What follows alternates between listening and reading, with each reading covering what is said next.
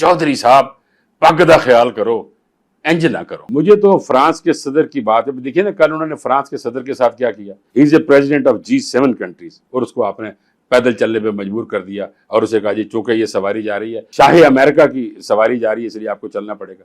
क्या इज्जत की आपने, आपने बेइज्जत कर दिया, पूरे कंट्री को बेइज्जत कर दिया। ये अमन नहीं होता। कल नाजरीन जब मुस्लिम ममालिक के सरबराहान की मुलाकात ट्रंप साहब के साथ हुई तो ट्रंप साहब ने ये कहा, बल्कि मुतालबा कर दिया, बल्कि हुक्म जारी कर दिया, जैसा कि वो चाहते हैं कि हमारा हुक्म माना जाए, हम मुतलकुन अन्नान बादशाह हैं।